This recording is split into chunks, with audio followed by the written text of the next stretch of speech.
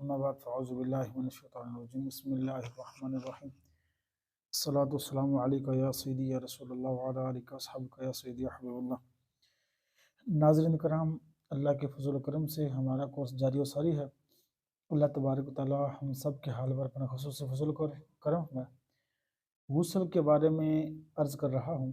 गुस्ल का मुकम्मल तरीका अर्ज़ कर दिया और आज गुस्ल की कुछ ख़ास एहतियातें, यानी जिस वक्त इंसान गुस्ल करे उसमें क्या क्या एहतियात करे, और ज़ख़म की पट्टी वगैरह के बारे में यानी उसकी क्या सूरत होगी, तो इन सब का अर्ज़ करके मैं इजाज़त चाहूँगा। तो खैर मुसलमान भाइयों कि जब भी गुस्ल करें, अगर मर्द के सर के बाल गूंधे हुए हों तो उन्हें खोल कर जड़ से नोक तक पानी बहाना फ़र्ज़ है। और औरत के लिए क्या हुक्म है, औरत पर सिर्फ जड़ तर कर लेना ज़रूरी है, खोलना ज़रूरी नहीं।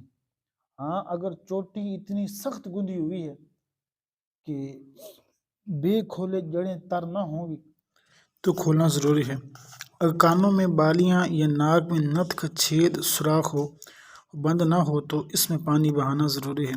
वुज़ू में सिर्फ नाक के नथ के छेद में और गुस्ल में अगर कान और नाक दोनों में छेद हों तो दोनों में पानी बहाएं।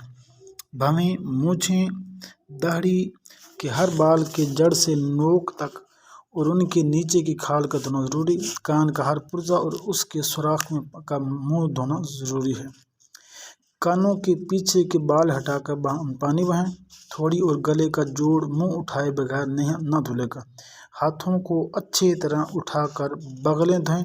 बाजू का हर पहलू, पीठ का हर जर्रा धोएं। पीठ की बल्टी उठाकर धोएं। नाफ में भी पानी डालें। अगर पानी बहने में शक हो तो नाफ में उंगली डालकर धोएं। जिसका हर रोंगटा जड़ से नोक तक धोएं। रान और पीठ नाफ से नीचे के हिस्से का जोड़ धोएं।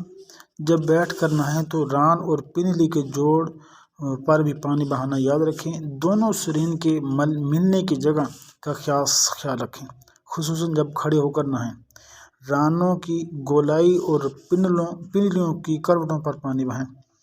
और इस तरह ज़कर उनसयैन, फोटों की निचली सतह जोड़ तक, और इसी तरह सारा जिसका खतना ना हुआ हो वो अगर खाल चढ़ा सके तो चढ़ा कर धोए और खाल के अंदर पानी चढ़ाए।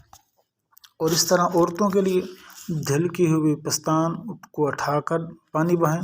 पस्तान और पेट के जोड़ की लकीरें धोएं। और इस तरह शर्मगाह उसका बैरूनी हिस्सा धोएं और आगे अंदरूनी हिस्से को सिर्फ उसे इस्तिंजा वगैरह करने से काफ़ी हो जाता है। और अगर नाखून पॉलिश लगी हुई हो तो नाखून पॉलिश का उंगलियों पर उनका उतार कर गुस्ल करना ज़रूरी है, वरना गुस्ल वगैरह नहीं होगा। हम मेहंदी के रंग में कोई हर्ज नहीं है। और इसी तरह ज़ख़म पर पट्टी वगैरह बंधी हुई हो, इसे खोलने में नुकसान या हर्ज हो तो पट्टी पर भी मसा कर लेना काफ़ी है। नेज़ किस जगह मर्ज या दर्द की वजह से पानी बहाना नुकसानदेह हो तो उस पूरे उज़्व का मसा कर लीजिए। पट्टी ज़रूरत से ज़्यादा जगह घिरी हुई हो तो ज़्यादा जगह घिरी हुई होनी नहीं चाहिए, वरना मसा काफ़ी ना होगा। यानी जितनी जगह पर ज़ख़म है उतना ही वो पट्टी हो, उससे ज़्यादा ना हो। अगर ज़रूरत से ज़्यादा जगह घेरे बगैर पट्टी नहीं मुमकिन तो इस तरह मसलन बाजू पर ज़ख़म है मगर पट्टी बाजुओं की गोलाई में बंधी हुई है, जिसके सबब बाजुओं का अच्छे हिस्से में भी पट्टी के अंदर छुपा हुआ हो, या अच्छा हिस्सा जो वो भी पट्टी के अंदर है, तो अगर खोलना मुमकिन हो तो खोल कर उस हिस्से को धोना फ़र्ज़। अगर नामुमकिन हो या खोलना तो मुमकिन है मगर फिर वैसे ना बांध सकेगा और यूँ ज़ख़म वगैरह को नुकसान पहुँचने का अंदेशा है तो सारी पट्टी पर मसा कर लेना काफ़ी है। बदन का वो अच्छा हिस्सा भी धोने से मुआफ़ हो जाएगा। और इस तरह कुछ 5 ज़रूरी चीज़ें कि जिनसे मर्द पर भी कुछ ख़ास चीज़ें हैं वो भी अर्ज़ कर दूँ कि मनी शहवत के साथ अपनी जगह से जुदा ना हुई हो بلکہ بوجھ اٹھانے یا بلندی سے گرنے یا فضلہ خارج کرنے کے لیے زور لگانے کی صورت میں منی خارج ہوئی تو غسل فرض نہیں ہوگا۔ وضو بہرحال ٹوٹ جائے گا ہر حال میں۔ اس طرح اگر منی پتلی پڑ گئی اور پیشاب کے وقت یا ویسے ہی بلا شہوت یعنی بغیر شہوت کی اس کے قطرے نکل آئیں، غسل فرض نہ ہوا، وضو ٹوٹ جائے گا۔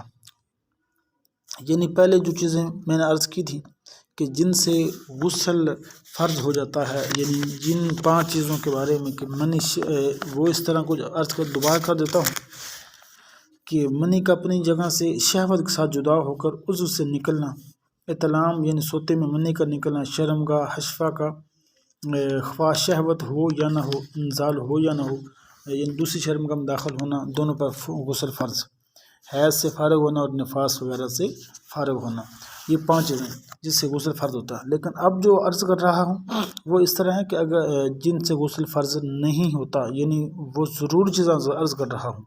اگر احتلام ہونا یاد ہے مگر اس کا کوئی اثر کپڑے وغیرہ پر نہیں تو غسل فرض نہیں ہوگا۔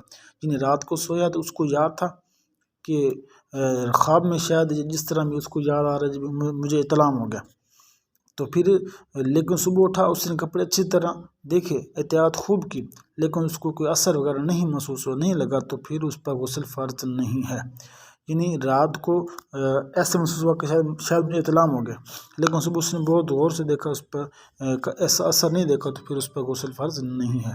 نماز میں شہوت تھی اور منی اترتی ہوئی معلوم ہوئی مگر باہر نکلنے سے قبل ہی نماز پوری کر لی، اب خارج ہوئی تو نماز ہوگی مگر اب غسل فرض ہو گیا۔ اپنے ہاتھوں سے مادہ خارج کرنے سے غسل فرض ہو جاتا ہے، یہ گناہ کا کام ہے۔ حدیث پاک میں ہے کہ ایسا کرنے والے کو ملعون کہا گیا ہے۔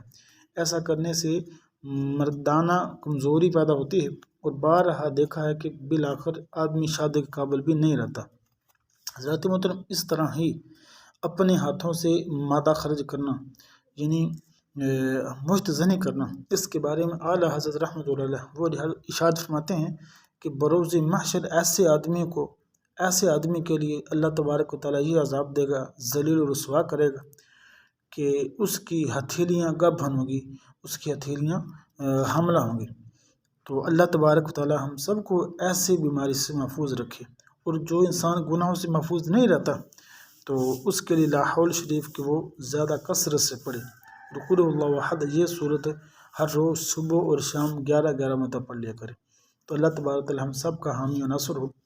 تو اتنی عرض ہے کہ مسلمان بھائیوں، کوئی آپ سے پیسے وغیرہ وصول نہیں کیے جاتے، بلکہ آپ اس ویڈیو کو زیادہ سے زیادہ آپ خود بھی دیکھیں اور اپنے دوست احباب تک بھی پہنچائیں، آگے شیئر بھی کریں، اس سے آپ بھی ثواب کے حقدار ٹھہریں گے۔ اللہ تبارک و تعالیٰ ہم سب کا حامی و ناصر ہو اور ہمارے حال پر اپنا خصوصی فضل و کرم فرمائے۔ جو بھی عرض کیا اس میں کوئی بھی آپ کے ذہن میں سوال وغیرہ ہو تو آپ ضرور پوچھا کریں، جس کی وضاحت انشاءاللہ جو ہو سکے عرض کر دیا